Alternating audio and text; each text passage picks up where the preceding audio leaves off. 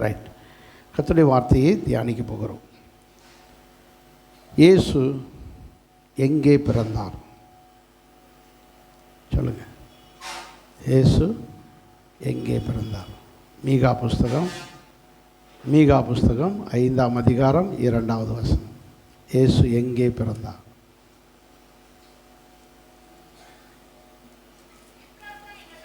எப்ராத்தா எண்ணப்பட்ட பெத்லகேமிலே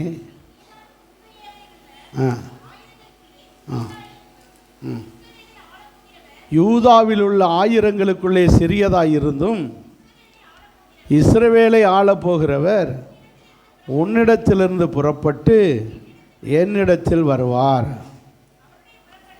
அவருடைய புறப்படுதல் அநாதி நாட்களாகிய பூர்வத்திலேயே ஃபிக்ஸ் பண்ணப்பட்டது.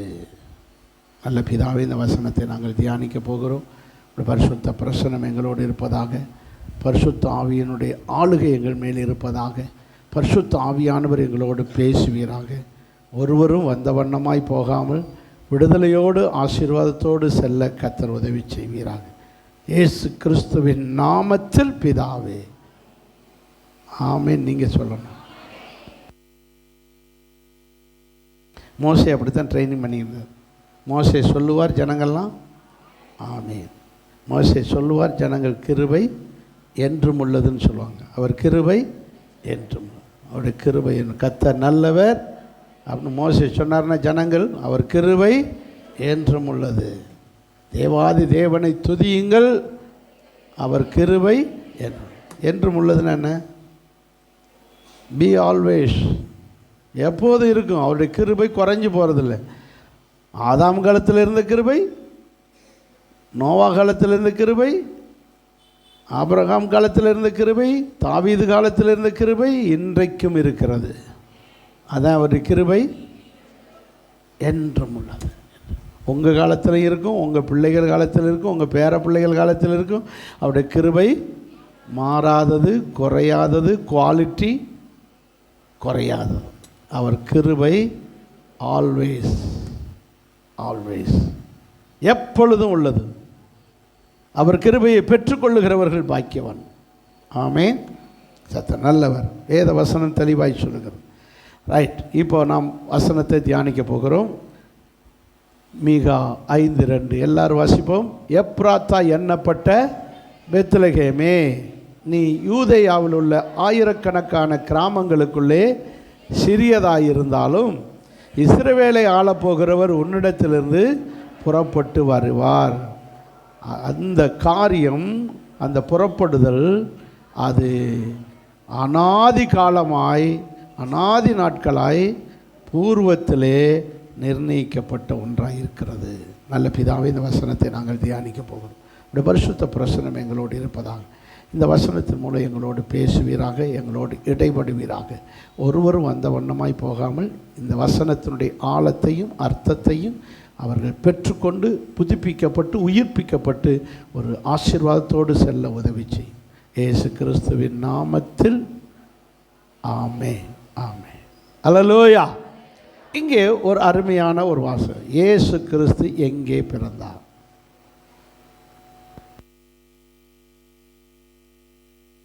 எப்ராத்தா எண்ணப்பட்ட பெத்லகேமிலே பிறந்தார். இயேசு எங்கே பிறந்தார்னு மனப்பாடமாக சொல்லிடுவாங்க. பெத்தலையில் பிறந்தவரை போற்றி துதி மனமே அப்படின்னு பாட்டு பாடுறோம். ஆனால் நான் முத கேட்டப்போ பெத்தலைன்னா தெரியல. பெத்தலையில் அவங்க குறிப்பாக பாடுவாங்களா, நான் வெத்தலையில் பிறந்தவரை, நமக்கு வெத்தலை தான் தெரியும். நான் வெத்தலையில் தான் பிறந்திருக்காருன்னு.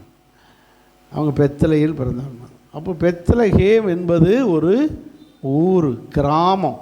யூதேயா தேசத்திலே இஸ்ரவேல் முழு நாடாக இருந்தது.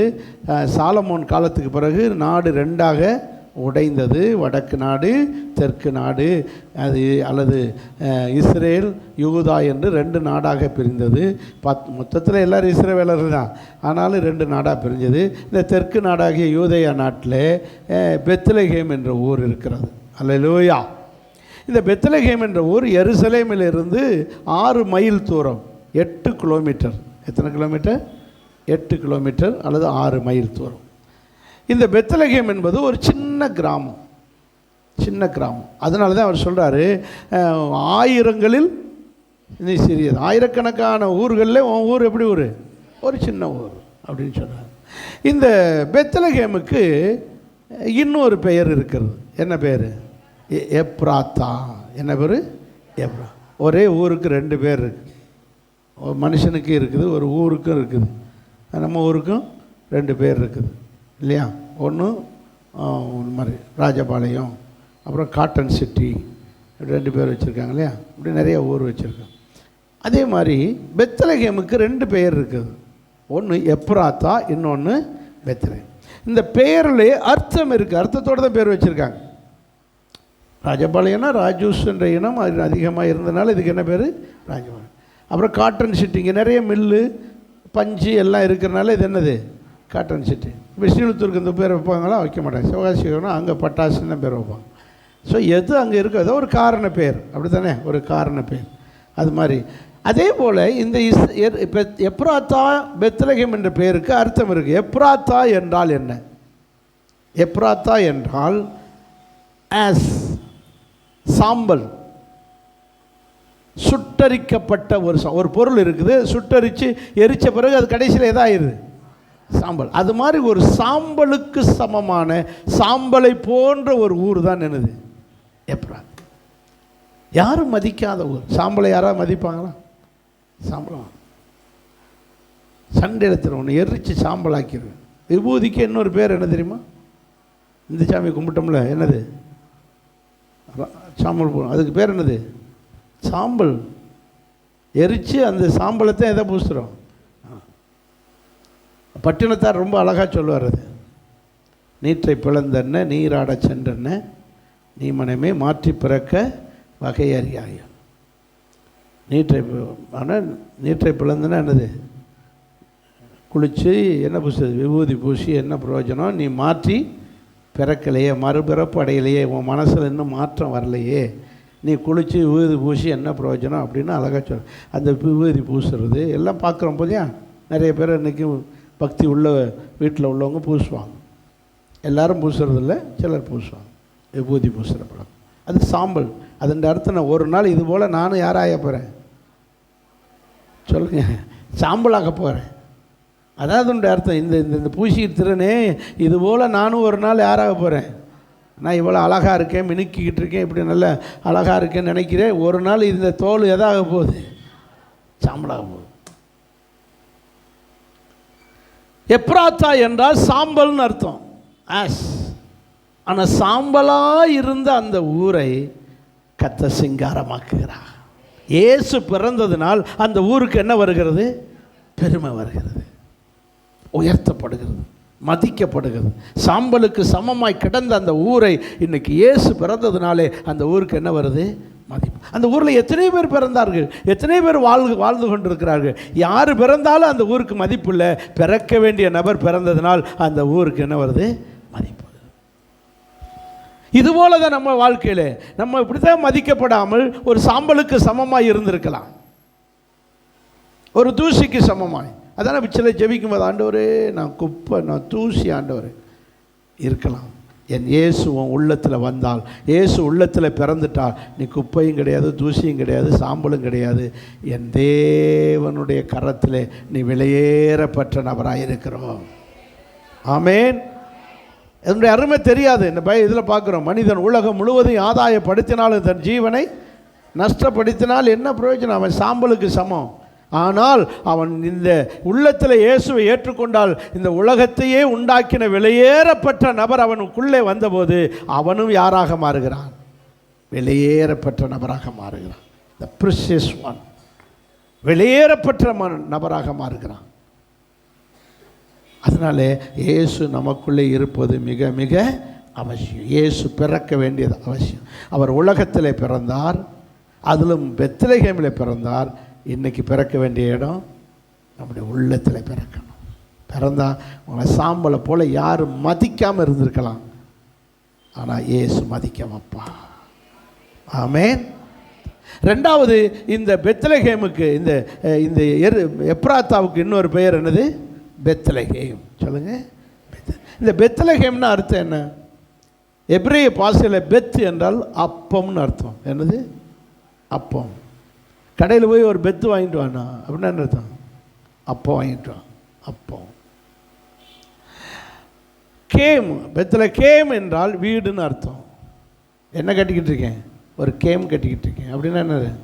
வீடு கட்டிருக்கேன், அப்பத்தின் வீடு. பெத்லகேம் என்றால் அப்பத்தின் வீடு, அப்பம் இருக்கிற வீடு, அப்பம் நிறைந்த வீடு.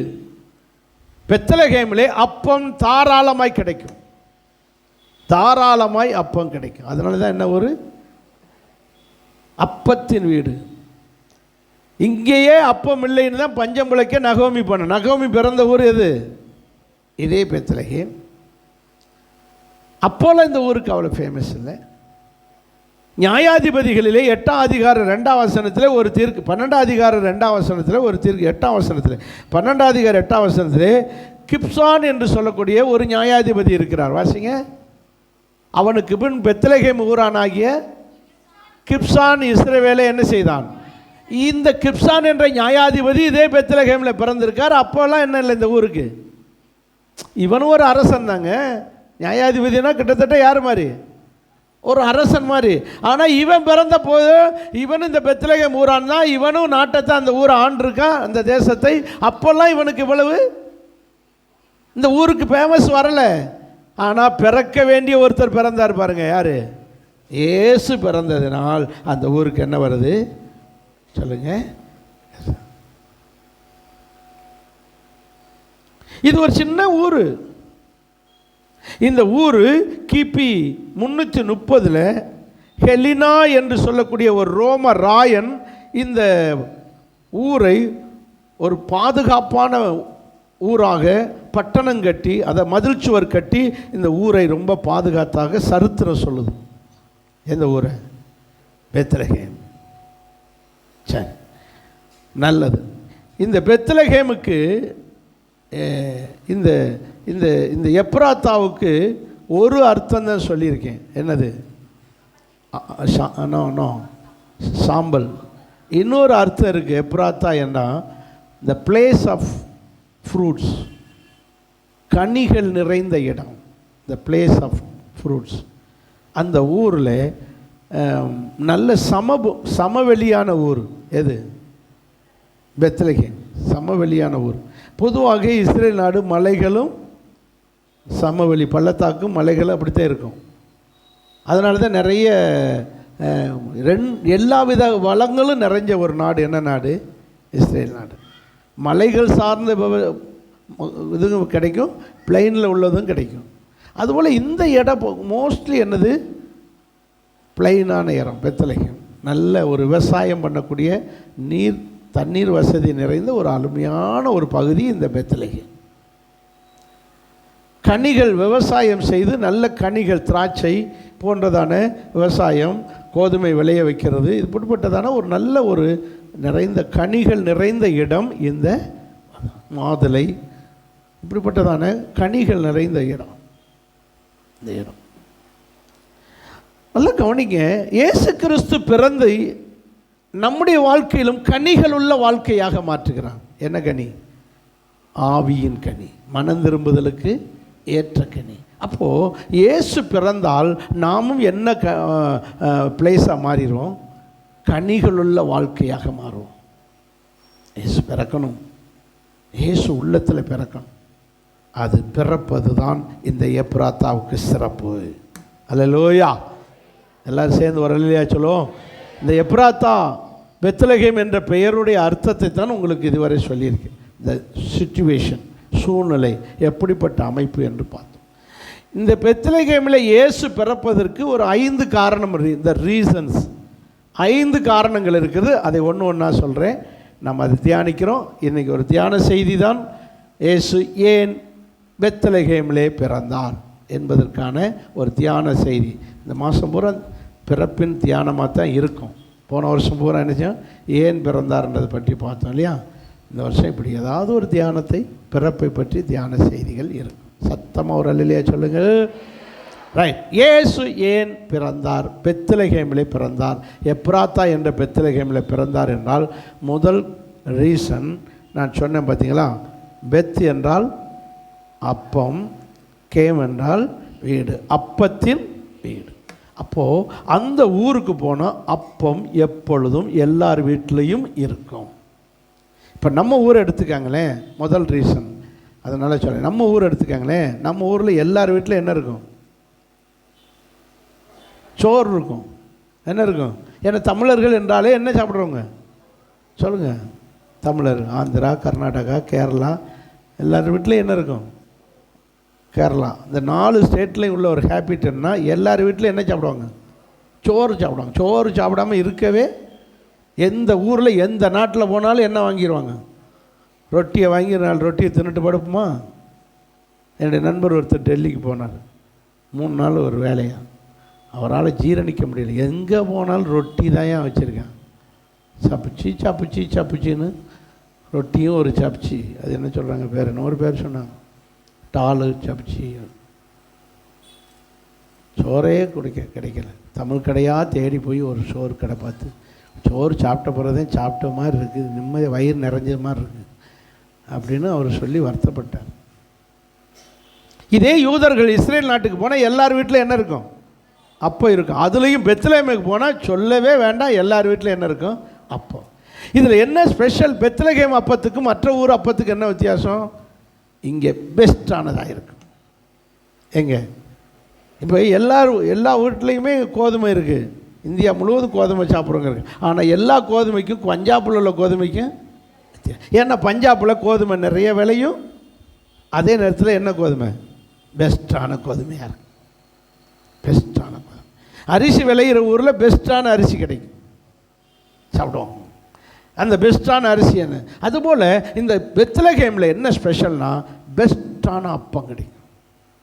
நம்ம அப்பத்துக்கும் அவங்க சப்பாத்திக்கும், அவங்க சப்பாத்திக்கு என்ன உண்டு வித்தியாசம்? அவங்க சப்பாத்தி அப்படி ஒயிட்டாக இருக்கும், அப்படி புசு புசு புசுன்னு இருக்கும், பிக்கிறதுக்கே எப்படி இருக்கும்? ஈஸியாக இருக்கும். நம்ம இங்கே மல்லு கட்டணும், இதை கிழிக்கிறதுக்கே நம்ம கை வலிச்சு போகுது. எதை? சப்பாத்தி 2 கை தேவைப்படுது. ஒத்த கையில் சப்பாத்தி பிக்க முடியுதா? முடிய முடியல. 2 கையும் தேவைப்படுது. இதில் வேறு தாவீது ஆட்டை கிழிச்சாராம், சிங்கத்தை. எதை? சிங்கத்தை கிழிச்சேன். ஆட்டை கிழிப்பது போல் நாங்கள் ஆட்டுக்கே 10 கத்தி தேவைப்படுது. இங்கே எங்கள் சப்பாத்தியவே கிழிக்க முடியலையே, பேப்பரையே 4 மடித்து வச்சு கிழிக்க முடியலையே. நம்ம பேலை நம்மகிட்ட தான் இருக்குது. அப்பத்தை அவங்க அப்பத்துக்கு நம்ம அப்பத்துக்கு வித்தியாசம். இதுபோல் இஸ்ரேல் நாட்டில் இருக்க மற்ற ஊர்களில் இருக்கிற அப்பத்துக்கு பெத்லகேம் அப்பத்துக்கு என்ன உண்டு? வித்தியாசம். ஏன் அப்படின்னா அது ஒரு பெஸ்ட்டான அப்பம். அதனால தான் இயேசு எல்லா ஊர்லேயும் பிறக்கிறத விட எங்கே வந்து பிறக்கிறாரு? ஏன் பெத்லகேமில் பிறந்தார்? அங்கே அப்பம் தானே கிடைக்குது. வாசிங்க யோவான் சுவிசேஷம் 8ஆம் அதிகாரம் 48ஆம் வசனம். யோவான் சுவிசேஷம் 8ஆம் அதிகாரம் 48ஆம் வசனம்.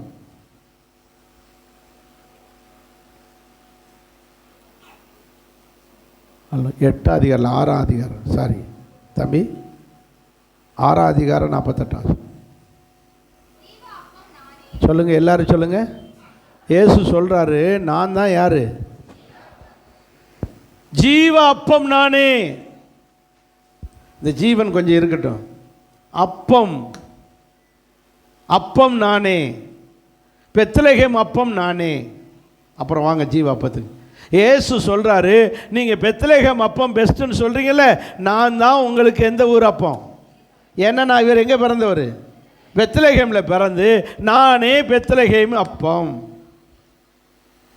ஏன்னா பெத்லகேம் அப்பம் எப்படிப்பட்டது? பெஸ்டானது. இவர் பெத்லகேமின் அப்பம். பெத்லகேமின் அப்பம் சரீரத்துக்கு பெஸ்ட்டு, இந்த அப்பம் ஆத்மாவுக்கு பெஸ்ட். எல்லாம் புரிஞ்சுக்கங்க. ரெண்டுக்கு என்ன வித்தியாசம் உண்டு? வித்தியாசம், ரெண்டுக்கு வித்தியாசம். நம்ம நல்லா புரிஞ்சுக்கங்க. நாம் எல்லோரும் இருவராக இருக்கிறோம். ஒன்று உள்ளான மனுஷன், புறம்பான மனுஷன். உள்ளான மனுஷனுக்கு பெயர் ஆத்மா, புறம்பான மனுஷனுக்கு பெயர் சரீரம். சொல்லுங்கள், சரீரம். ஸோ நம்ம எல்லோரும் யாராத்தான் இருக்கோம்? தண்ணி அடித்தவனை மட்டும் 2 ஆளாக இருக்கான், இவன்ட்ட ஒம்பு கொடுக்காத வாய் கொடுக்காதுன்னு சொல்லுவாங்க. ஆனால் ஒவ்வொருத்தருமே நம்ம உண்மையிலே யாராக இருக்கோம்? 2ஆக. அப்போ எப்போவும் தண்ணி அடிச்சிருக்கோன்னு அர்த்தமா? இப்போ நாம் 2க்குள்ள வித்தியாசம், 2க்குள்ள தான ரீசனை சொல்கிறேன். இந்த சரீரத்துக்கு இந்த ஆத்மா எதா இருக்கிறது? நான் சொல்கிறேன், நல்லா கவனிங்க, ஆழமான சத்தியம். சத்தமாக ஒரு அல்லையா சொல்லுங்கள். இந்த சரீரத்துக்கு இந்த ஆத்மா உயிராக இருக்கிறது. இந்த இந்த சரீரத்துக்கு ஆத்மா தான் என்னது? உயிர். உயிர் பிரிஞ்சிருச்சா?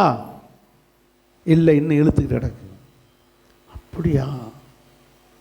ஏன் நம்ம யாரை நினச்சிக்கிட்டு இழுக்குதோ தெரியல. அப்போ இழுத்துக்கிட்டு இருந்தால் என்ன கொடுக்க சொல்லுவாங்க? பால் ஊற்றுங்க. பால் ஊற்றும் போதே என்ன சொல்லி ஊற்ற சொல்லுவாங்க? ஒவ்வொரு பிள்ளைகளாக பேரை சொல்லி ஊற்றுங்க. அப்படி ஊற்றும்போது கோவிந்தராசுன்னு ஊற்றுவாங்க. அப்படி ஊற்றும்போது என்ன? ஆஹா நமக்கு பத்தியா அந்த பயலத்தை என்ன செஞ்சுக்கிட்டே இருந்திருக்கு? இழுத்துக்கிட்டே கிடந்து. அவனை நினச்சி தான் இழுத்துக்கிட்டே இருந்திருக்கு. அந்த புள்ள பேரை சொன்ன உடனே என்ன போயிடுச்சு? உயிர் பிரிஞ்சிச்சு. இது நம்ம ஊர் பழக்கம். அப்போது இந்த உயிர் என்பது எது? ஆத்மா. இந்த உடம்புக்குள்ளே இருக்கிற இந்த ஆத்மா தான் இந்த உடம்புக்கு எதாக இருக்கிறது? உயிராக. ஆனால் இந்த ஆத்மாவுக்கே ஒரு உயிர் தேவைப்படுது. இந்த ஆத்மாவுக்குள்ளே இன்னொரு உயிர் இருக்கிறது. நான் சொல்கிறேன், நல்லா புரிஞ்சுக்கங்க. இந்த ஆத்மாவுக்குள்ளே இன்னொரு உயிர் இருக்கிறது. அந்த உயிருக்கு பெயர் இயேசு கிறிஸ்துவனுடைய ஜீவன், உயிர். நானே வழியும் சத்தியமும் ஜீவனாயிருக்கிறேன். நானே உயிர் தெழுதலும் ஜீவனுமாயிருக்கிறேன். அந்த ஜீவன் என்றால் என்ன அர்த்தம் தமிழில்?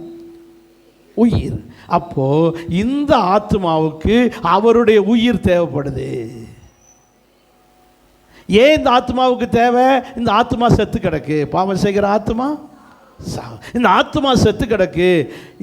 இந்த ஆத்மாவாகிய இந்த உயிர், இந்த சரீரத்துக்கு இந்த ஆத்மா உயிராக இருக்கு.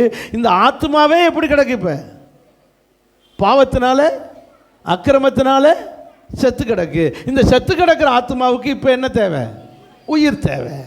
செத்து கிடக்கிற ஆத்மாவுக்கு உயிர் தேவை. இந்த உயிர் வந்துருச்சுன்னா, இந்த உயிர் எந்த உயிரை இதுக்குள்ளே வைக்க முடியும்? இயேசு கிறிஸ்துவனுடைய உயிர் மட்டும்தான் இந்த ஆத்மாவுக்குள்ளே வர முடியும். இப்போ இயேசு கிறிஸ்துவனுடைய உயிர் இங்கே உள்ளே வருகிறது. எதுக்குள்ளே? ஆத்மாவுக்குள்ளே. இது ஆத்மாவுக்குள்ளே வந்த உடனே இந்த ஆத்மா என்ன அடைஞ்சிருது? உயிர் அடைஞ்சது. இப்போ நம்முடைய ஆத்மா செத்து இருக்கா, உயிரோடு இருக்கா? உங்களுக்கு தான் தெரியும். இந்த ஆத்மா, உங்கள் ஆத்மா, இப்போது நம்முடைய ஆத்மா உயிர் அடைஞ்சிருச்சு. ஏன்னா நம்ம யாரை ஏற்றுக்கிட்டோம்? ஏசப்பா ஏற்றுக்கிட்டோம். அவர் கும்பிட்டோம். அவர்கிட்ட பாவத்தை அறிக்கை செஞ்சோம். பாவத்தை மன்னிச்சிட்டாரு. ஏசப்பா நமக்குள்ளே வந்துட்டார். ஏசப்பா உங்கள்கிட்ட இருக்கிறவங்க மட்டும் அல்ல சொல்லுங்க. தான் கொஞ்சம் விவரமாக இருக்குது. உங்கள்கிட்ட கொஞ்சம் பிரசங்கத்தை கவனிக்கலைன்னு நினைக்கிறேன். ஏசப்பா உங்கள் உள்ளத்துக்குள்ளே இருந்தால் மட்டும்தான் உங்கள் ஆத்மா எப்படி இருக்குது? ஏசப்பா எங்கே இருக்கார்? உங்கள்கிட்ட மனசில் இருக்காருன்னு சொல்லக்கூடாது, உள்ளத்தில் இருக்காருன்னு சொல்லக்கூடாது. என் ஆத்மா எனக்குள்ளே இருக்கார், என் உள்ளத்துக்குள்ளே இருக்கார், என் மனசுக்குள்ளே இருக்கார். இப்படி சொன்னால் நீங்கள் போலி கிறிஸ்தவர், சத்தியம் தெரியாத கிறிஸ்தவம். எங்கே இருக்கார் இயேசு? ஆத்மாவுக்குள்ளே இருக்காருன்னு சொல்லணும். அப்போ தான் நீங்கள் ஆவிக்குரிய கிறிஸ்தவம். நீங்கள் பைபிளில் தெளிவானவங்க. எங்கே இருக்கார் இயேசு? என் ஆத்மாவுக்குள்ளே வந்து என் ஆத்மாவை என்ன செஞ்சிட்டாரு? உயிராக்கி வச்சுக்கிட்டு உட்காந்துக்கிட்டு இருக்காரு. இந்த நிலைமையில் இந்த சரீரத்தை விட்டு இந்த ஆத்மா பிரிஞ்சதுன்னு வச்சுக்கோங்க, இந்த ஆத்மா நரகத்துக்கு போகுமா? போகாது. ஏன்னா இந்த ஆத்மாவுக்குள்ளே யார் இருக்கா? ஜீவன். இயேசு கிறிஸ்துவனுடைய ஜீவன் இருக்கிறதுனால் கண்டிப்பாக இந்த ஆத்மா எங்கே போகாது? நரகத்துக்கு போகாது. இந்த ஆத்மா எங்கே தான் போகும்? பரலோகம் போகும். இதைத்தான் நம்ம சொல்கிறோம். அப்போ இந்த கூடு, இந்த சரீரம் எரிஞ்சு போயிடும், மண்ணுக்கு போயிடும், ஒன்றும்லாம் போயிடும். ஆனால் உண்மையாகவே இந்த ஆத்மாவுக்கு ஒரு கூடாகத்தான் எது இருக்குது? இந்த சரி. அப்படி தான் 2 கொரிந்தியர் 5 பேதுரு சொல்கிறார். என்னது? பூமிக்குரிய கூடாரமாகிய இந்த சரீரம், கூடாரமாகிய அல்லது போர்வை. எது? போர்வை போன்றது, ஒரு கூடு போன்றது. ஆனால் 2 கொரிந்தியர் பவுல் சொல்கிறாரு மண்பானை. எது? மண்பானை. ஏன்னா இது மண்ணில் இருந்து செஞ்சதுனால இது என்ன பானை? இந்த சரீரத்துக்கு இன்னொரு பேர் என்னது? ஹலோ தம்பி, இந்த சரீரத்துக்கு என்ன பேர்? முஸ்லீம் மாதிரி தாடி வச்சுட்டு வந்திருக்காரு. அல்லேலூயா. பார்க்கவே பயமாக இருக்குது, தீவிரவாதியாக இருப்பார். வாலிபர்கள் நல்லா எடுத்து நீட்டாக கிரமாக இருக்கணும். அல்லேலூயா. இது என்னது? மண்பானை. மண்பானை. இந்த மண்பானைக்குள்ளே எதை வச்சுருக்கார் ஆண்டவர்? சொல்லுங்கள். ஆத்மாவை வச்சுருக்கார். இந்த மண்பானைக்குள்ளே எதை வச்சுருக்காரு? ஆத்மாவை வச்சுருக்காரு. இந்த ஆத்மாவுக்குள்ளே எதை வச்சுருக்காரு? ஜீவனை. ஆதாம் பாவத்தை செய்த பழத்தை சாப்பிட்ட போது ஆத்மா இருந்துச்சு, ஆனால் எது போயிடுச்சு? ஜீவன் போயிடுச்சு. அதனால தான் என்ன ஆத்மாவாக இருந்துச்சு? வெறும் ஆத்மாவா? வெறும் ஆத்மாவாக இருக்கு. நீங்கள் பாவம் செய்தால் வெறும் ஆத்மாவாக இருப்பீங்க. நீங்கள் பாவம் செய்யாமல் இருந்தால் உங்கள் ஆத்மா எப்படி இருக்கும்? ஜீவனோடு இருக்கும். அல்லையா? சொல்லுங்கள் பார்க்கலாம். அதனால தான் உன்னை ஆத்மாவை காத்துக்கொள், உன் பரிசுத்தத்தை காத்துக்கொள், உன் ரட்சிப்பை காத்துக்கொள், இயேசுவை காத்துக்கொள், அவர் தந்த ஜீவனை காத்துக்கொள். இப்போ அப்போ வாங்க, இயேசு சொல்கிறார், நானே. ரோமர் 6:48, சாரி யோவான் 6:48 மறுபடியும் போவாங்க. இயேசு சொல்கிறார், நானே ஜீவாப்பம். ஜீவன்னா என்னது? உயிர்.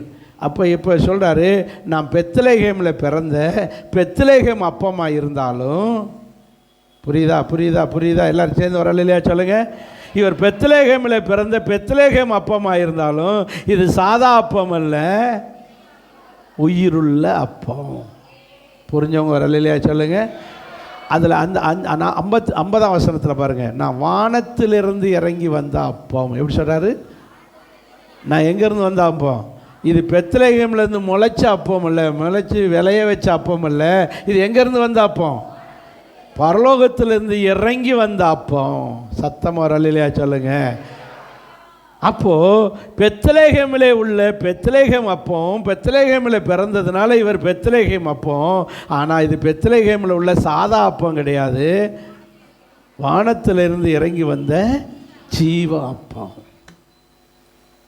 அப்போ எப்படி பெத்லகேம் அப்பம் இந்த சரீரத்துக்காக புசிக்கிற பெத்லகேம் அப்பம் பெஸ்ட்டோ, அதுபோல் நான் பெத்லகேமில் பிறந்து வந்த ஜீவ அப்பமாக, பெஸ்ட் அப்பமாக இருக்கிறேன். இவர் பெஸ்ட் அப்போன்னு சொல்கிறதுக்கு தான் எங்கே போய் பிறக்கிறாரு? பெத்லகேமில் பிறக்கிறார். இதை எப்படி சொன்னார்? யோவான் இது மத்தேயு 4:4, மத்தேயு 4:4 பாருங்கள். 4:4 மனுஷன் அப்பத்தினாலே மாத்திரமல்ல, தேவனுடைய வாயிலிருந்து புறப்பட்டு வருகிற வார்த்தையினாலும் பிழைப்பான். சத்தமாக ஒரு அல்லேலூயா சொல்லுங்க. இங்கே 2 அப்பம் இருக்கிறது இந்த வசனத்தில். எத்தனை அப்பம் இருக்குது? 2 அப்பம். ஒன்று கோதுமையினால் செய்யப்பட்ட அப்பம், இன்னொன்று தேவனுடைய வாயிலிருந்து புறப்பட்டு வந்த வார்த்தையாகிய வசனமாகிய அப்பம். இந்த வசனம் எது? தேவனுடைய வார்த்தை. தேவனுடைய வார்த்தையை தான் எழுதி எதாக வச்சுருக்கிறோம்? புஸ்தகமாக வச்சுருக்கோம். அப்போ தேவனுடைய வார்த்தையாகிய அப்பம், தேவனுடைய வார்த்தையாகிய வசன அப்பம், இன்னொன்று கோதுமையினால் செஞ்ச அப்பம்.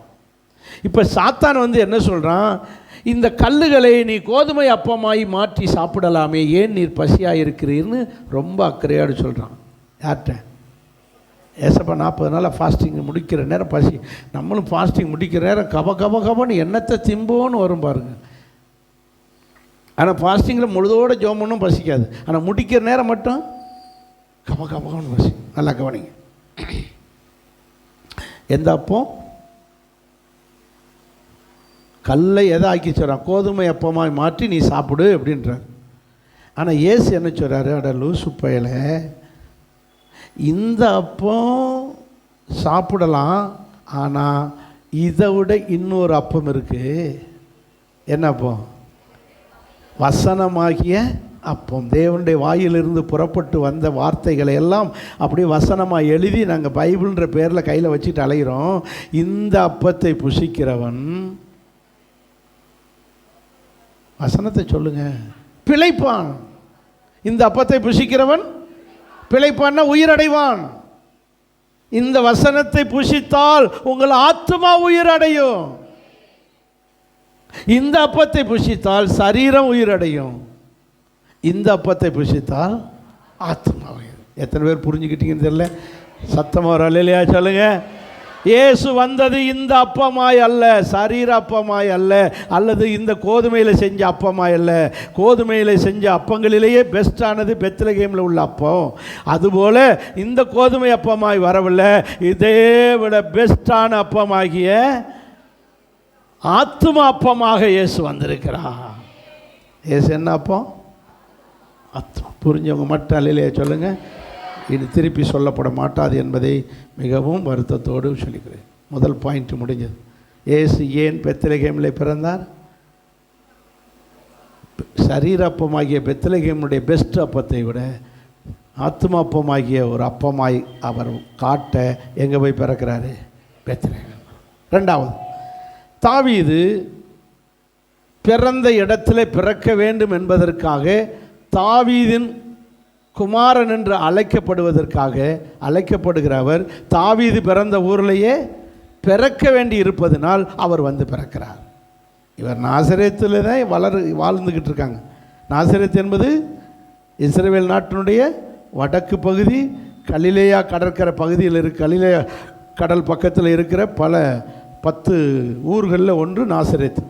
கானா ஊர், கனசரேத்து, இப்படி பல ஊர்கள் இருக்குது. அந்த 10 ஊர்களில் ஒரு ஊர் தான் நாசரேத்.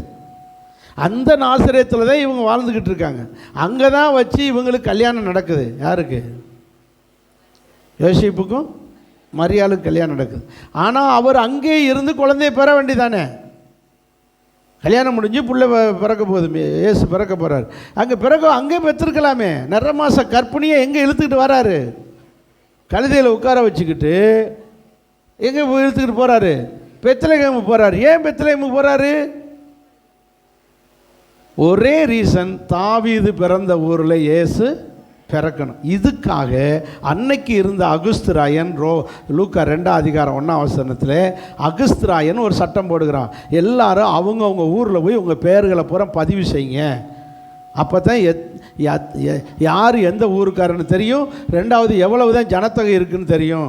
சென்சஸ் எடுக்கணும். நீங்கள் எல்லாருமே அவங்கவுங்க ஊரில் போய் உங்கள் பேர்களை என்ன செய்யுங்க, பதிவு பண்ணுங்கன்னு 2:1 லூக்கா 2:1 ஒரு சட்டம் போடுறான். எந்த அரசன்? அகுஸ்து ராயன். அகுஸ்து ராயன்னா அரசன் அர்த்தம். ரோம அரசர்களுக்கெல்லாம் பேர் ராயன். எகிப்திய அரசர்களுக்கெல்லாம் பேர் பார்வோன். ஏதோமிய அரசர்களுக்கெல்லாம் பேர் ஏரோது. சொல்லுங்கள். ஏரோதுன்னா ஒரு பட்டம், அரச பட்டம், ஆளுகை செய்கிறேன். ஏதோமியர்கள்னு அர்த்தம். ஏரோதுனா நீங்கள் ஏரோதுனா தனி மனுஷன் கிடையாது. என்னது? பட்டம். அந்த ஒரு ஏதோமியர் இனத்தில் உள்ளவங்க. சரி, எல்லாம் புரிஞ்சவங்க அல்லையா சொல்லுங்கள். இப்போ அகுஸ்துராயன், இந்த அகுஸ்துராயன், ஜூலியஸ், இப்படி நிறைய ரோம ராயர்கள் இருந்தாங்க, ரோம அரசர்கள். இதுதான் ஜூலை, ஆகஸ்ட்டு அப்படி வந்தது. இவங்க பேருக்கு தான், இந்த அரசர் பேர்களை தான், இந்த ரோம அரசர் பேர் தான் அப்படி மாதமாக மாறி போச்சு. மாதத்தின் பேராக வச்சுக்கிட்டாங்க. கிரகங்களுடைய பேர்கள் நமக்கு கிழமைகளுடைய பேராக மாறிடுச்சு. என்னமோ நம்மளை பிடிச்ச கிரகம், இதெல்லாம் படிக்கணும்னு நம்ம ஆகிப்போச்சு. சரி, போகட்டும். சத்தமாக ஒரு அல்லையா சொல்லுங்கள். இந்த அகுஸ்துராயன் ஒரு சட்டம் போடுறார். நீங்கள் எல்லாரும் அவங்கவுங்க ஊரில் போய் உங்கள் குடிமதிப்புகளை எழுது. இந்த சட்டத்துக்காகவே இப்போ மரியாதை கூட்டிக்கிட்டு வர்றாரு. யார்? நான் ஒரு ரகசியத்தை உங்களுக்கு சொல்லுகிறேன். ஒரு ரகசியத்தை சொல்லு. இந்த யோசேப்பு, இந்த மரியாள் 2 பேருமே யாருடைய பிள்ளைகள்? சந்ததி. தாவீது சந்ததி. யாருடைய சந்ததி? தாவீது சந்ததி. 2 பேருமே தாவீது வம்சத்தை சேர்ந்த. என்ன 2 பேரும் வேறு வேறு வம்சம், தாவீது வம்சம்தான். நீங்கள் நல்லா கவனிங்க. தாவீதுக்கு 20 பிள்ளைகள். எத்தனை பிள்ளைகள்? 20 பிள்ளைகள். 5 பொண்டாட்டி, 20 பிள்ளைகள்.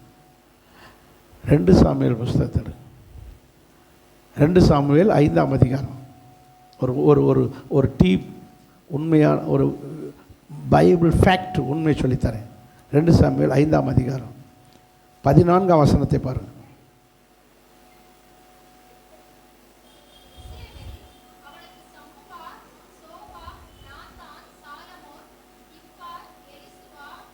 இருக்கட்டும் இருக்கட்டும், நீங்கள் ரொம்ப நல்லா வாசிக்கிறீங்க. 13ஆம் வசனத்தில் எப்ரோனிலே அவனுக்கு பிறந்த பிள்ளைகள் யார் யாருன்னு சொல்லியிருக்கு. அடுத்து 14ஆம் வசனத்தில் எருசலேமிலே தாவீதுக்கு பிறந்த பிள்ளைகள் யார் யாருன்னு சொல்லியிருக்கு. எருசலேமுக்கு வந்த பிறகு அவனுக்கு பிறந்த பிள்ளைகளே சம்முவா, சோபாப், நாத்தான், சாலமோன். சொல்லுங்கள், நாத்தான், சாலமோன். இதெல்லாம் யாருக்கு எங்கே பிறந்த பிள்ளைகள்? தாவீதுக்கு எருசலேமில் பிறந்த. இந்த சாலமோனுடைய வம்சத்திலே பிறந்தவர் தான் யோசேப்பு. மத்தேயு சுவிசேஷம். இந்த நாத்தான் வம்சத்தில் பிறந்தவர் தான் யார்? மரியாள். சொல்லுங்கள், தாவீதுனுடைய மகன் பேர் என்ன? நிறைய பிள்ளைகள், அதில் 2 சொல்கிறேன், நாத்தான், சாலமோன். சொல்லுங்கள், நாத்தான், சாலமோன். இப்போ சாலமோன் அதுக்கு மத்தேயு சுவிசேஷம் 1ஆம் அதிகாரம்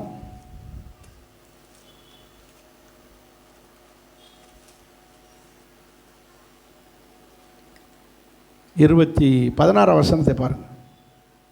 15 எலியூத் சொல்லுங்கள், எலியேசரை பெற்றான்.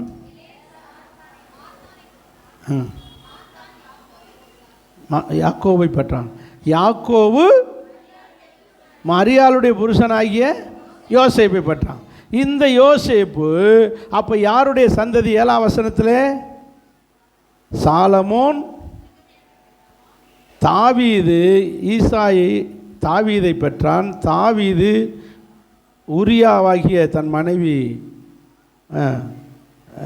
சாலமோனை பெற்றாள். சாலமோன் ரெகோபயாமை பெற்றான். ரெகோபயாம் அபியாவை பெற்றான். அப்போ தாவீது மகன் யார்? சாலமோன். சாலமோனுடைய வம்சத்தில் வந்தவன் தான் யார்? எலியூத்து. 15ஆம் வசனத்தில் எலியூத்து மகன் மாத்தான், எலியேசர். எலியேசர் மகன் தான் யார்? மாத்தான். மாத்தான் மகன் யாக்கோவு. யாக்கோவு மகன் யோசேப்பு. அப்போ இது எந்த சந்ததி? சாலமோனுடைய சந்ததியிலே பிறந்தவன் தான் யார்? யோசேப்பு. யார் மகன்? யாக்கோபு மகன் யோசேப்பு. புரிஞ்சவங்க அல்லையா சொல்லுங்கள். சரி, இப்போ நாத்தான் சந்ததியை பாருங்கள். லூக்கா சுவிசேஷம் 3ஆம் அதிகாரம் 3ஆம் அதிகாரம்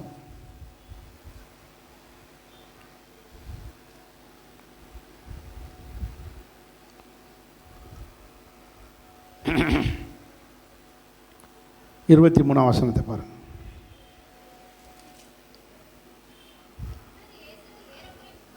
இருங்க 21ஆம் வசனத்துக்கு வாங்க. 31ஆம் வசனம் 31 3ஆம் அதிகாரம் 31. எலியாக்கிம் மெலியாவின் குமாரன்.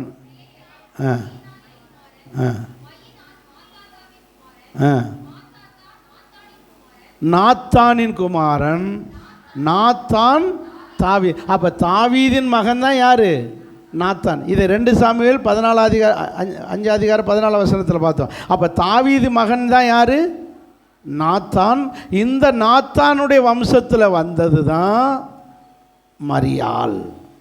இப்போ வாங்க 23. இப்போ வாசிங்க புரியும். இயேசு ஏறக்குறைய 30 வயதானார். அவர் யோசேப்பின் குமாரன் என்று எண்ணப்பட்டார். யோசேப்பு ஏலியின் குமாரன். சொல்லுங்கள், யோசேப்பு யாருடைய குமாரன்? யோசேப்பு யாருடைய குமாரன்? ஆக்சுவலி மத்தேயில யாருடைய குமாரன் படிச்சிய? யோசேப்பு யாருடைய மகன் படிச்சிய? யாக்கோபு மகன் யோசேப்புன்னு படித்தோம். யாக்கோபு மகன் யோசேப்பு. இந்த யோசேப்பை தான் யார் கட்டியிருக்கா? மரியாள் கட்டியிருக்கா. இங்கே என்ன சொல்லியிருக்கு? ஏலியின் மகன் யோசேப்புன்னு போட்டிருக்கு. அப்போ என்னடா இது 2 பேருக்கு பிறந்திருக்காரு இருந்தாலும்? யோசேப்பு யாருக்கு பிறந்தார்? யாக்கோபுக்கு பிறந்தாரா ஏலிக்கு பிறந்தாரா? ஐயோ, ஒரே குழப்பமால இருக்குது. எவருக்கும் பிறந்துட்டு போகிறார் பாஸ்டர், நீங்கள் வேறு ஏதாவது சொல்லுங்கள், நீ சீக்கிரம் முடிங்க. ஃபேக்ட், உண்மையை சொல்லித்தரேன். இது ஏலி என்பது யோசேப்பின் குமாரனாக மாற்றப்பட்டார். இந்த ஏலி என்பது மரியாளுடைய அப்பா பெயர். யாருடைய அப்பா? மரியாளுடைய அப்பா பேர் தான் என்னது? இந்த மனுஷனுக்கு பிறந்ததெல்லாம் பொம்பளை பிள்ளையாக போச்சு. மூத்த மக தான் யார்? மரியா. அவங்களுக்கு மூத்தது ஆம்பளை பிள்ளையாக பிறக்கணும்னு தான் எல்லாரும் யூதர்கள் ஒவ்வொருவரும் எதிர்பார்ப்பார்கள். எதுக்கு? சிரேஷ்டபுத்திர பாகத்துக்காக, வாரிசுக்காக, சந்ததிக்காக. மூத்த பிள்ளை மட்டும் யாராக இருக்குன்னு நினைப்பாங்க? ஆம்பளை பிள்ளையாக இருக்குன்னு நினைப்பாங்க. இது யூதர்களுடையதான கலாச்சாரத்தில் உள்ளது. ஒருவேளை அவங்களுக்கு மூத்த பிள்ளை ஆம்பளை பிள்ளையாக பிறக்கலைன்னா அந்த பிள்ளைக்கு என்ன பேர் வைப்பாங்க தெரியுமா? மாறா. மாற மாற அப்படின்னா என்ன அர்த்தம்னா கசப்புன்னு அர்த்தம். அவர்கள் இஸ்ரவேல் ஜனங்கள் எங்கே போனாங்க? மாறாவுக்கு வந்தார்களா? மாறாவுக்கு வந்தாங்களா? மாறான்னா என்ன அர்த்தம்? கசப்பு. அதுக்கு பிறகு ஏலிமுக்கு போனாங்க. அந்த மாறா என்றால் கசப்பு. அதனாலே இந்த கசப்பு, அதனால தான் நகோமி சொல்கிறா, என்னை என்னமே நகோமின்னு கூப்பிடாதிய. ஏன்? என் பிள்ளை 2 ஆம்பளை பிள்ளை என்ன செஞ்சு போச்சு சொல்லுங்கள்? செத்து போச்சு. ஆம்பளை பிள்ளை இல்லாதனால நான் இனிமே ஒரு மகிழ்ச்சியாக இருக்க முடியாது. என் வாழ்க்கையே எதாகி போச்சு? மாறாவாக மாறி போச்சு, கசப்பாகி போச்சு. அப்போ ஆம்பளை பிள்ளை இல்லைன்னா என்னதான் அர்த்தம்? கசப்பு. மாறான்னு பேர் வைப்பாங்க. அப்படித்தான் இவளுக்கு. அதனால தான் பைபிளில் நிறைய மரியாள்ன்ற பேர். இந்த மாறான்றதே மரியாள். மரியாள்ன்ற நிறைய பேர் வைக்க காரணமே அது. தமிழில் மரியாள்னு வைக்கிறோம், இங்கிலீஷில் மாறா, மேரி, மேர, MARRI. இதான் மேரா, ஹீப்ரு நேம். அப்போ ஆம்பளை பிள்ளை இல்லாதனால இப்போ யோசேப்பை, இந்த ஏலி யோசேப்பை யாராக எடுத்துக்கிட்டார்? மகனாக தத்து எடுத்துக்கிட்டார். மகனாக அப்படி தத்து எடுக்கிற பழக்கம் உண்டு. இதை வச்சு தான் ரோம சாம்ராஜ்யத்தில் என்ன எடுத்தார்கள்? தத்து எடுக்கிற பழக்கம் வந்துச்சு. தத்து எடுக்கிற பிள்ளைகளுக்கு சொத்துல முழு உரிமை கொடுக்கப்பட்டது ரோம அரசாங்கத்தில். அப்படித்தான் பிதா நம்மளை என்ன செஞ்சார்? தத்தெடுத்திருக்காரு. நம்ம யாருக்கு பிறந்தவங்க? யாருக்கு பிறந்தவனே தெரியாம தான் வாழ்ந்துகிட்டு இருக்குமே. நாம் இயேசுவுக்கு பிறந்தவர்கள், இயேசுவின் இரத்தத்தினால் பிறந்தவர்கள், இயேசுவுக்கு பிறந்தவர்கள். ஆனால் இயேசுவையும் அப்பான்றோம், பிதாவையும் அப்பான்றோம். பிதா நம்மளை தத்தெடுத்து கொண்டா. யாருக்கு பிறந்தோம்? ஏசப்பாவுக்கு பிறந்தோம். ஏசப்பாவுக்கு பிறந்த இவர் நம்மளை பெத்த தகப்பன், அவர் தத்து தகப்பன். இதை கொரிந்தியர்லையும் பார்க்குறோம், கொலோசியர்லையும் பார்க்குறோம். ஏசு கிறிஸ்துவின் பிதான்னு சொல்லியிருக்கு. பிதா யாருடைய பிதா? எடுங்க, எங்கிட்டோ போய்கிட்டு இருக்கு இன்றைக்கி செய்தி. 1 கொரிந்தியர் 3ஆம் அதிகாரம், கொலோசியர் இல்லையா? நிறைய இடத்துல வரும். ஐயோ ஐயோ ஐயோ, எனக்கு என்ன பிதா? அவர் இயேசு கிறிஸ்துவின் பிதா.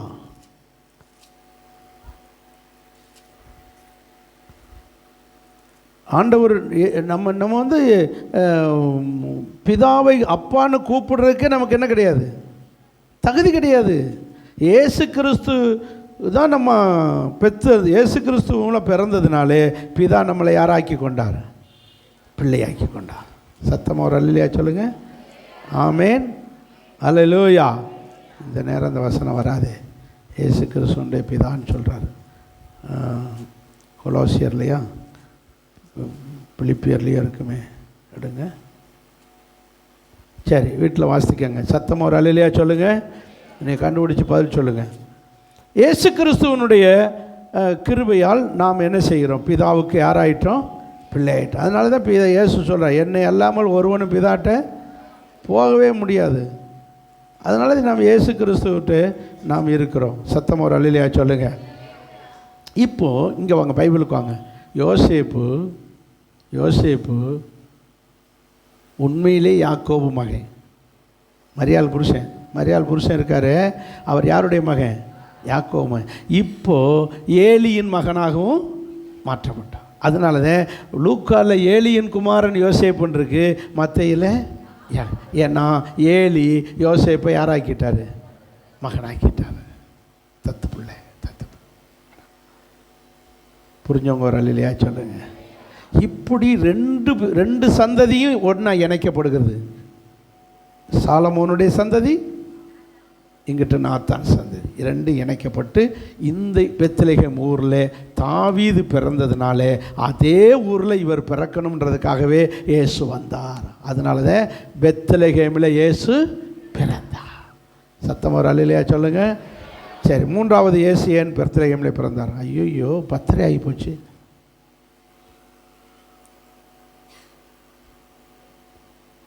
இப்படி ஆகிப்போச்சு. சரி, கடன்னு ஒரு 5 நிமிஷத்தில் எல்லாத்தையும் சொல்லி முடிச்சிடறேன். மூன்றாவது, இந்த ஊரில் தான் ஆடு பெஸ்ட்டான ஆடு. எந்த ஊரில்? பெத்லகேமில். 2 இஸ்ரேல் நாட்டில் 2 ஊரில் தான் நல்ல ஆடு இருக்கும், பெஸ்ட்டான ஆடு, ருசியான ஆடு. என்ன ஆடுனா, ஒன்று தெக்கோவா ஊர். தெக்கோவா, ஆமோஸ் புஸ்தகம் 1:1 என்ன ஊர்? ஆமோஸ் புஸ்தகம் 1:1 தெக்கா ஊர். தெற்கு வாசிங்க. தெக்கோவா ஊர். என்ன ஊர்? தெக்கோவா ஊர் மெய்ப்பர்களுக்குள் இருந்த ஆமோஸ். இங்கே ஒரு பெஸ்ட்டான ஆடாக இருக்கும். அதை விட பெஸ்ட்டான ஆடு எங்கே இருக்கும்னா பெத்லகேம். இப்போ இயேசு ஆடாக வந்து பிறக்கணும். இங்கே ஆடு பெஸ்ட்டான ஆடு இருக்கா, அப்போ இங்கே ஆடாக பிறக்கணும். யோவான் சுவிசேஷம் 1:36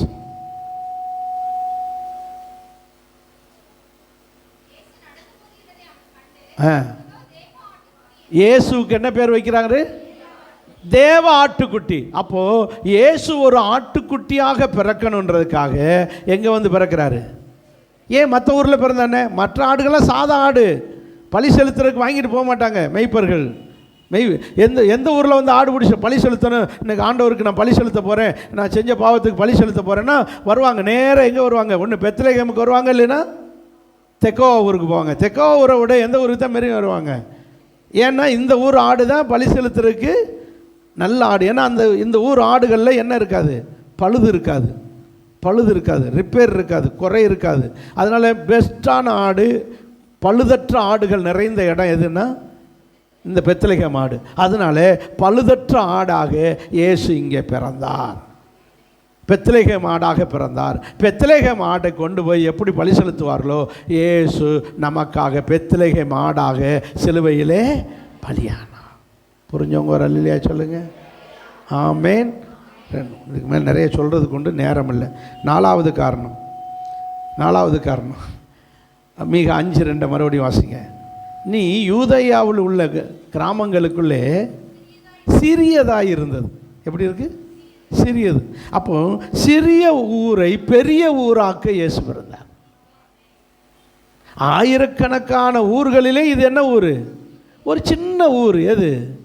பெத்லகேம். ஆனால் இயேசு பிறந்ததுனால இப்போ பெத்லகேம் எப்படிப்பட்ட ஊராக மாறிடுச்சு? பெரிய ஊராயிருச்சு, பிரபல்யமான ஊராயிருச்சு. இந்த சொரண்டைனா எப்படி ஊர்னு தெரியுமா? அது எங்கே இருக்குன்னு தெரியுமா? நம்ம சொரண்டி தான் பார்த்துக்கிடுவோம், உடம்ப அடிச்சிருச்சுன்னு. இப்படி ஒரு சொரண்டைன்னு ஒரு ஊரே தெரியாது. ஆனால் டிஜிஎஸ் அங்கே பிறந்ததுனால, சொரண்டைன்ற ஊரே நம்ம எல்லாருக்கும், அந்த டிஜிஎஸ் அங்கே பிறந்ததுனால இன்றைக்கி சொரண்டைனா எப்படி அது பிறந்த ஊர்னு எல்லாருக்கும் என்ன செய்ய ஆரம்பிச்சிருச்சு? தெரிய ஆரம்பிச்சிருச்சு. இன்னும் 4 மாவடினா ஒரு ஊரே நமக்கு தெரியுமா? தெரியாது. 3 மாவடியும் தெரியாது, 6 மாவடியும் தெரியாது, 4 மாவடியும் தெரியாது. ஆனால் இப்படி ஒரு ஊர் இருக்குன்னு தெரியாது. ஆனால் அங்கே ஒரு மோன்சிலாசரஸ் என்ற ஒரு தேவ மனுஷன் ஒரு ஆலயத்தை கட்டி இது பண்ணனால அந்த ஊர் பிரபலமாக. இதுபோல் இயேசு பெத்லகேமில் பிறந்ததுனால் அந்த சின்ன ஊர் பெரிய பிரபலியமான பேராய் மாறும். உன் பேரை பெருமைப்படுத்து. ஆபிரகாம்கிட்ட சொன்னார்ல, உன் பேரை. இப்போ பெத்லகேம்ன்ற பேரே என்ன ஆகுது? பெருமைப்படுது. யாருனால? இயேசு பிறந்ததுனால. அப்போ இயேசு பிறந்து ஒரு சின்னவனை பெரியவனாக்குகிறார். சின்ன ஊரை பெரியவனாக முட்டையாக போட்டு என்ன பிரயோஜனம்? முட்டை தான் சொல்லுவோம். ஆனால் அதுக்கு முன்னாடி போய் ஒரு 1ஆம் நம்பரை போட்டாச்சுன்னா எவ்வளோ மதிப்பு வருது அந்த முட்டைக்கு? அதனால் இந்த முட்டைகளுக்கெல்லாம் ஒரு முட்டையாக அவர் இருக்காமல் அந்த பெத்லகேம் முட்டைகளுக்கெல்லாம் வெறும் முட்டையாக இருந்த முட்டையை பெத்லகேமுக்கு இயேசு என்ற 1ஆம் நம்பர் வந்ததுனால இப்போ பெத்லகேம் பூரா என்ன ஆகி போச்சு? மதிப்பாகி போச்சு. அல்லையா சொல்லுவோமா? சரி, கடைசி அவருக்கு ஜெனிசிஸ் ஆதியாகமும் 35ஆம் அதிகாரம். ஜெனிசிஸ் 5வது ரீசன் ஜெனிசிஸ் ஆதியாகமும் 35ஆம் அதிகாரம் 16ஆம் வசனத்தை பாருங்கள். சொல்லுங்க. பெத்தேலை விட்டு பிரயாணப்பட்டு போகையில் எப்ராத்தா என்ற ஊருக்கு வர இருக்கும்போது அங்கே ராகேலுக்கு என்ன பிறந்துருச்சு? பெத்லகேம் ஊருக்கு பக்கத்தில் வந்த உடனே என்ன பிறந்துருச்சு? எப்படி இயேசு பெத்லகேமுக்கு வந்தபோது அங்கே பிறந்தாரோ, சத்திரத்தில் பிறந்தாரோ, அதுபோல் இந்த ராகேலுக்கு 2வது ஆம்பளை பிள்ளை பிறந்துருச்சு. ஆம்பளை பிள்ளை யார்? தம்பிமார் சொல்லுங்கள். ஆம்பளை பிள்ளை யார் ராகேலுக்கு? தெரியாது பாஸ்டர், நான் வேணா கேட்டு சொல்கிறேன்றேன். பைபிள் நாலேஜில் வளரணும். முதல் மகன் யார் ராகேலுக்கு? காத்திருந்து 2 ஆம்பளை பிள்ளை பெற்றுட்டு செத்து போனான். முதல் பிள்ளை யார்? யோசேப்பு. 11வது மகனாக பிறந்த. 12வது பிள்ளையாக ஒரு பிள்ளை பிறக்கிறா. என்ன பேர்? ஒரு ஆம்பளை பிள்ளை பிறந்துச்சு. பிறந்த உடனே ஜன்னி காய்ச்சல் வந்துருச்சு. யாருக்கு? ராகேலுக்கு. காய்ச்சல் எப்படியாவது சோமாயிருவான்னு பார்த்தா ரொம்ப நிலைமை மோசமாக போய்கிட்டு இருக்கு. யாருக்கு? ராகேலுக்கு. அப்போ தான் அவள் சொல்கிறா, நான் இனி பொழைச்சிக்கிற மாட்டேன், நான் வருத்தத்தோடு இந்த வியாதியோடு இந்த வருத்தத்தோடு ஒரு ஆம்பளை பிள்ளை பிறந்ததுனால வருத்தத்தோடு பிறந்தான்னு சொல்கிறதுக்கு அர்த்தமாக பெனோனின்னு ஒரு பேரை வச்சுட்டு செத்துட்டான். ஆசிங்க 18ஆம் வசனம். மரண காலத்தில் அவள் ஆத்துமா பிரியும் போது அந்த குழந்தைக்கு பெனோனின்னு ஒரு பேரை வச்சாள். ஆனால் பெனோனின்னு பேரை வச்சான். அந்த பெனோனின்னு அர்த்தம் என்ன தெரியுமா? சொல்லுங்கள். வருத்தத்தோடு என் பிள்ளைய பெற்றேன். வருத்தத்தின் மகன் அர்த்தம். என்ன மகன்? வருத்தத்தின். அப்போ யாக்கோபு சொல்லார் வீட்டுக்காரர் புருஷன், போடி போ. யார்? இப்படி போய் பேர் வச்சுக்கிட்டு இருக்க, பெனோனின்னு வைக்காத, என்னன்னு வை? பென்னியமீன் வை. பென்னியமீன் அர்த்தம் என்ன தெரியுமா? வலது கரத்தின் மகன். சொல்லுங்க. எந்த கையில் இருக்கிற மகன்? வலது கையில் இருக்கிற மகன். வலது கையில் இருக்கிற மகன். எந்த பொருளையும் எந்த கையில் தான் எடுப்போம்? எதுக்கு எதைத்தான் கொடுப்போம்? வலது கையைத்தான் கொடுப்போம். அந்யோன்ய ஐக்கியத்துக்கு அடையாளமாக இப்போ கூட்டம் முடிஞ்சோன்னே எல்லோரும் இடது கையை கொடுங்க. போயிட்டு வரட்டுமா? இருந்தாங்க கையை லூசுகள்ன்றோம். எந்த கையத்தையும் கொடுப்போம்? ஏய், விருந்தாடி வந்திருக்காங்க, இடது கையில் ஒட்டி காப்பி கொடுத்துக்கிட்டு. எந்த கையில் கொடு? வீட்டுக்குள்ளே வரும்போது இடது காலை தூக்கி வச்சுக்கிட்டு வர. எந்த கையில் வச்சு வச்சா? ஏன் வலது வலது வலது? அது ஐக்கியத்தை காட்டுகிறது. 1 பேதுரு 2ஆம் அதிகாரம் 9ஆம் வசனத்தில் ஐக்கியத்துக்கு அடையாளமாக வலது கை கொடுத்தார்கள் இருக்கு. ஐக்கியத்தை காட்டு. வலது கை கொடுத்தா ஐக்கியமாக இருக்கிறேன்னு அர்த்தம். பிதா குமாரனை எந்த பக்கம் வச்சுருக்காரு? வலது பாரிசத்தில் வச்சுருக்காரு. அப்படின்னா பிதாவும் குமாரனும் ஐக்கியமாக இருக்காங்க. அந்த ஐக்கியத்துக்கு அடையாளம் தான் வலது கை, வலதுபுறம். கர்த்தர் என் வலதுபுறத்தில் இருக்கப்படுவதான் அப்படின்னா அர்த்தம், அவர் என்னோடு ஐக்கியமாக இருக்கிறார். இப்போ சொல்லுங்கள், உங்களை என்னையும் நான் வருத்தத்தோடு பிறந்திருக்கலாம், வருத்தத்தோடு இந்த சர்ச்சுக்குள்ளே வந்திருக்கலாம். இந்த சர்ச்சுக்குள்ளே வரும்போதே வருத்தத்தோடு வந்திருப்பிய. ஆனால் இயேசு உள்ளே பிறந்ததுனால நீங்கள் இப்போ எங்கே வந்துட்டிய? சொல்லுங்கள், வலது பரத்தில் வந்துட்டீங்க. ஆகவே இயேசு எப்ராத்தா என்ற பெத்லகேமில் பிறந்தது போல் நமக்குள்ளே பிறந்து நம்மளை வலது பக்கத்தில் வச்சு அவரோட ஐக்கியமாக வச்சுருக்கார். எழுந்திருப்போம்.